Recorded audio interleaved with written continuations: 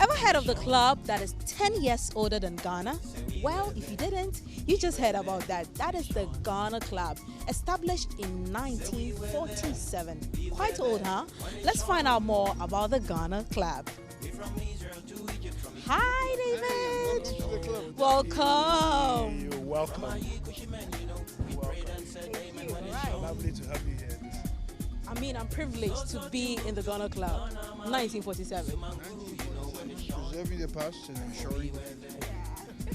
For decades, the Ghana Club has remained a hub for influential figures in politics, business, and public service. Its walls have witnessed history unfold, from the struggles for independence to the evolution of modern governance. According to the club president, Dr. Adrian Odoi, the founding members envisioned a space where Africans could freely unwind, network, and belong. A vision that remains alive today. Back in the day, behind us were all the ministries.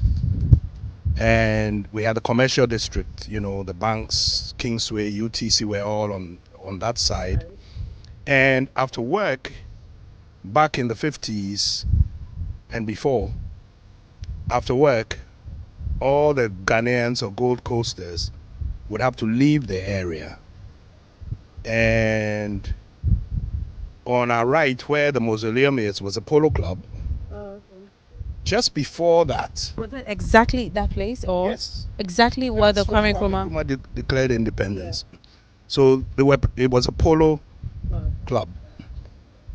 Just before that was a European club, which was whites only. Yeah. Opposite that was the Bank of Ghana area, which was the Roger Club, which was mixed. And from the polo club, you had golf all along here to the beach. Then cricket, then the sports stadium, football and athletics, the Accra Turf Club, horse racing, the Accra Lawn Tennis Club, tennis, and then the hockey pitch. So this was the relaxation area for the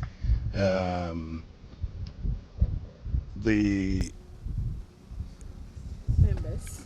No, not members. The colonial leaders, and so this was their social club. This house was the commandant's house, the IGP's house, and the civil servants kept clamoring for a place where they could also meet and discuss and plan, talk about their work, talk about building the country, talk about independence. And that's how come they got given this in 1947. So it means basically, let me just take you back real quick. So it means it was the commandant's house where everybody just comes inside, have a drink? No, it was. But then they moved him to Ridge. Oh, okay. And then gave this to the Ghana Club. Oh, okay. Then it was a Gold Coast Club. And the name was changed to Ghana Club after independence, yes. Okay. I see a beautiful view too over there. The pictures and the art over there too. Yes. Those are posters from the James Barnor exhibition. James Barnor is now 96. He was, he is, an eminent photographer. Yeah. And there was a huge celebration in Accra last year to celebrate his 95th. Despite the passage of time, some traditions remain intact. A key feature is the president's board, bearing the names of past club presidents. First president was the Olweanoma, who became the Speaker of Parliament. Miss Ruby Kwati-Papafio, who was the educationist in Abri Girls. And I'll show you a picture of her before you leave. So that really is what... I see J.T. Adoi. That's your dad? That's my dad, yes. Yes. Tell us about that. Well, they were all gentlemen who helped bring us up. As children, when we came here, They'd give us advice. At the time, there were 2 tennis courts here. We would be the ball boys. But after that, you'd have your kebab and your coke, and they'd ask you all manner of questions and, teach you, kid you, and most importantly, offer that advice and mentorship. So we've always cherished the club and the memories we had, and all of us who came here as kids have tried to keep it going, to get new members, and so it's an ongoing process. Another long-standing tradition is the member board, where names are carefully cleaned every December 31st, symbolizing continuity and heritage. This thing is written in chalk. Okay. It's non-permanent. Okay. On the 31st of every year, the board is wiped clean. Why? Because your membership has expired and we start paying up again. So what you see now of 93 members is those who have paid their dues up to this point in time. More people will pay in the course of the year. Okay. When I think we reached about 300 members, and then COVID came. Okay.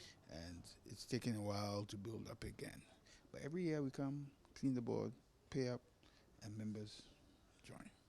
I see. So the 93, they are all the latest members that you have. Current. Who have paid since January 1st. Okay, so there are more members, but they haven't paid. Who have not come on yet. So it means if you don't pay, you don't pay your board, your name is not on the board, and you don't have the rights and privileges of membership. Yes. Okay, so I see the president and you there. We set the example. We set an example. Pay first. On the 31st, we pay. And make sure that everybody continues to pay, or encourage members to pay. Yes. Few members have experienced the club transformation, like Fritz Baffo, a former MP and Minister of Information, who has been a member for over 40 years. Club in 1985, so I've been here 40 years, and that's a long time. Yeah, your first memories when you first came here? Oh, it was super. It's changed because society has changed over the 40 years.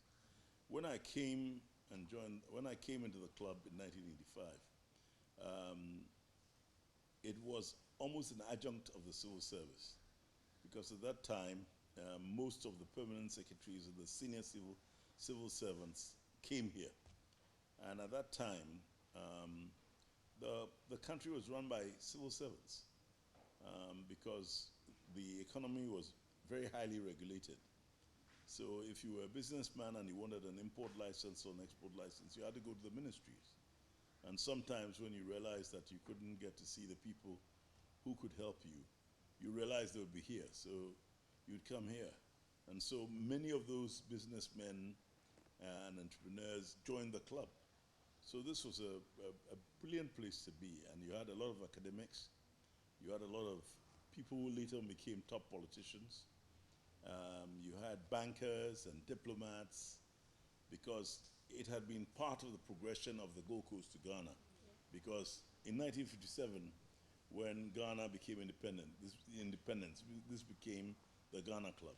Yeah. And the amazing thing about this club is that the chief patron is always the President of the Republic of Ghana. Yes. Yeah, but we've had some challenges.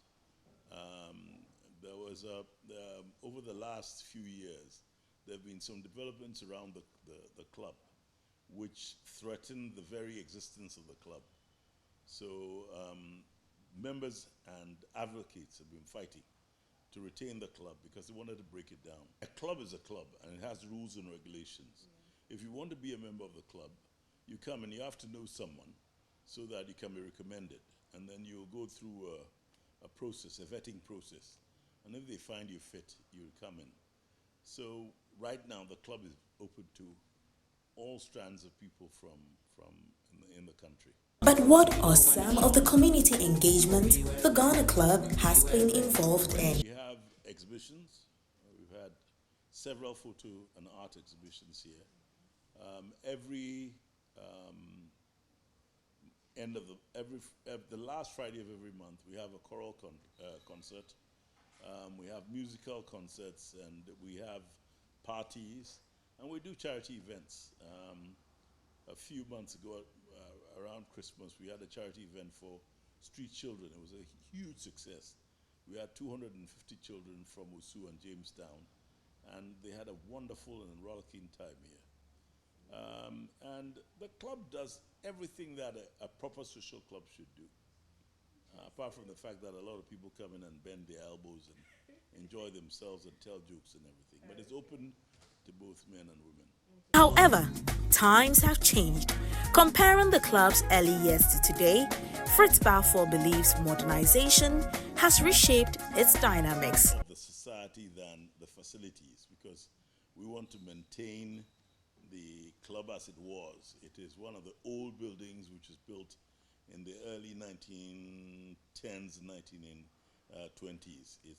This was designed by the British Royal Engineers when they decided to work on Ghana, work on Accra. Accra, you know, used to be almost swampy. And so the British came in here, they drained the swamps. That's why we have neem trees, what we call kingchu in Ghana. And you have Indian almonds. They were brought in from India because their roots soak up extra water. So the Ghana Club is actually a historical site because the design dates back 100 years and more. In terms of operations, naturally, we don't have beer that is brought in barrels anymore. There are breweries around. We use telephones, and we use computers and things like that. But and then we have electricity, and we have charging points on the walls and things like that. But basically, we try to keep the old kind of atmosphere and the old atmosphere around it. Despite its rich history, the club faces challenges, particularly with shifting demographics and changing social trends. And then the demographics in Accra have changed. Years back, around the time that the club was founded, a lot of people lived in the center of Accra. A lot of the civil servants around Independence lived in the Ridge area. Now, most of the residences in the Ridge area have been turned into offices, so people can no longer walk from their houses and come to the club. They have to drive down, and most of the elite too have moved from the center of town to out of town. So the pressure on the club is lessened. I mean, when I came to the club, during daytime it was packed. Right now we don't have too many people unless it's the weekend, unless we have an event. But at night it's packed with people coming in to meet their friends and for them to have a good time. But the club's history isn't just told through its members. It's also carried by those who have served within its walls for decades. Godfred Nyante, a dedicated staff, has worked at the Ghana Club for over 40 years. He has seen the club evolve while holding on to its legacy. For 45 years. That's a long time. How has it been for you? Fine. It's been good. It's good. It's good. But take us through your journey so far. 45 years. How has it been? The journey so far? The journey so far is as 1980, April 5th, 1980. That was I was employed, and Dr. Odoi's father was the president before I was employed. Oh, okay. He was the president, and I was employed 5th April. And Ghana Club is a place that it's not bad place at all. Yeah. If you are a member in Ghana Club, you will enjoy it. You are happy, and everything is good. The members, they are also good, and the staff are happy about the situation, and things were not bad.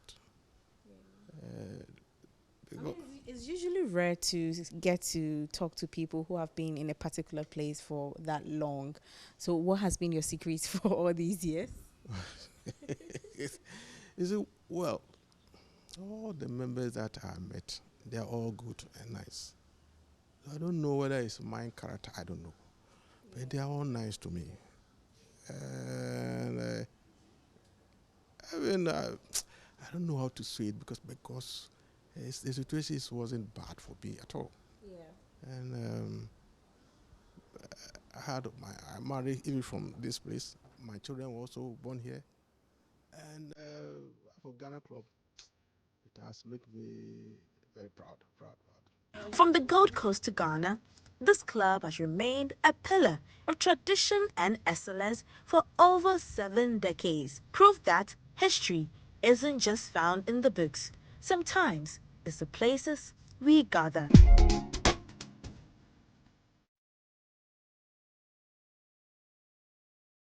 Almost 80 years. The Ghana Club is still operating, and just as you've heard from the vice presidents, the presidents, and key members of the Ghana Club, this club serves all and is open to everyone. Well, maybe next time you pass by, you definitely see my name on the membership list. Reporting for Joy News, I'm Jacqueline Ansuma Yaboa.